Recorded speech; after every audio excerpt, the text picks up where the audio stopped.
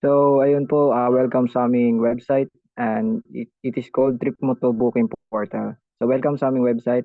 So, here meron tayong tatlong functionalities which is the register, user sign-in, admin sign-in. Makikita niyo po dito, pwede kayo mag-book ng tricycle and mag-book din ng van. Ayan, so for the register, kung wala pa kayong account dito, gagawa lang po kayo ng account. Ayan, so i-fill out niyo lang yung mga fields niya, which is name, the email ID, gender, date of birth, password, and the contact number. So, ayan. Ayan po. So, kapag meron naman na kayong registered account dito, pwede nyo nang i-sign in yun gamit yung email ID and password. Ayan. So, dako naman tayo sa admin. So, our user ID for admin is our company name, which is the Tripmoto. And also the password is Tripmoto din. Ayan. So, pag nalagin na po yung admin sign-in, so may dalawa din pong choices dito which is yung view tricycle booking, view van bookings. So, dito po muna tayo sa view tricycle bookings. Makikita po dito is yung mga nag-book na, ito na po yung mga record nila. May date and time, booking ID, name, source, tas destination, tsaka amount paid. Meron naman po kami ditong search. Kunwari po, gusto nyo pong i-search yung booking ID ng passenger, which is kunwari 62. Ayan po, lalabas po siya. Pwede namang name, J. Pwede rin naman yung source ng place, Candelaria. Okay, and yung destination, which is Gumaka, lalabas din po dyan. Pag yung amount paid, pwede rin naman po. Ayan. So, dito rin sa view ban bookings, ganun din po, may date, booking ID, name, source, destination, and amount paid. So, dadako naman po tayo sa pag-login ng user.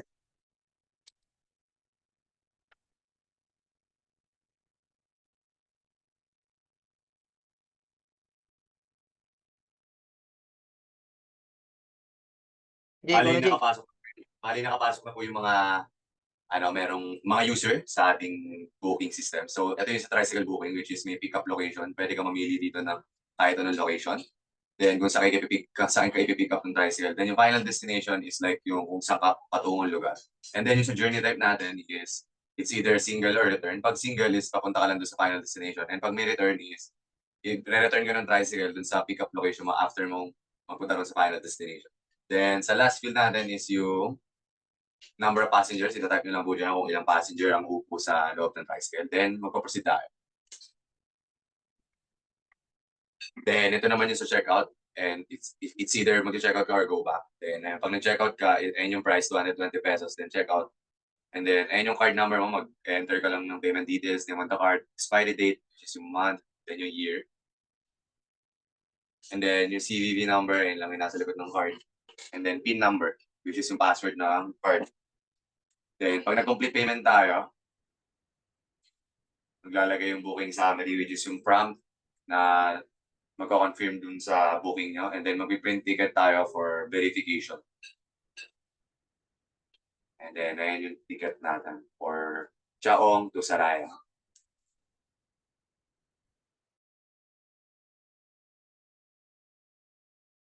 Next is yung pag-book ng van. So, i-click lang natin to sa homepage. Meron ding source and destination ng stop. Pwede ka pumili dun sa dalawang drop-down na menu. Ayan. So, katulad nung sa tricycle, pwede mag-input ng maximum of 5 na passengers din. Ayan. Pag ni-click yung proceed, meron siyang confirmation kung i-check out or pwede kang mag-go back para i-edit ulit. So, proceed tayo sa checkout. Sa payment details, just like dun sa tricycle, kailangan mag-fill up ng card number, name mo sa card, tapos expiration date, CVV number, and then yung PIN number para makomplete yung payment. Ngayon, madidirect kayo sa booking summary. Dito nakalagay lahat ng details. And then, may option to print the ticket. Ayan. Para ipiprint mo lang yung booking summary. And then, lalakad naman tayo sa user bookings.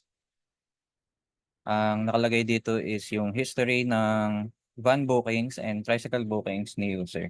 So, ang pag pinindot yung tricycle bookings, ayan, malalaman natin yung source, destination, journey type, amount paid, yung name, booking ID, tas kung kailan to binook. May option din na i-download yung ticket if hindi pa siya nagpe-print. Ayan, tulad niyan. So, ganun din balik tayo sa user bookings ulit. Ayan. And then, van bookings. Ayan, tulad niyan. Just like dun sa tricycle, lahat ng information na kailangan lalabas din. And then, ayun nga, may download option. So, ayun lang po. Thank you.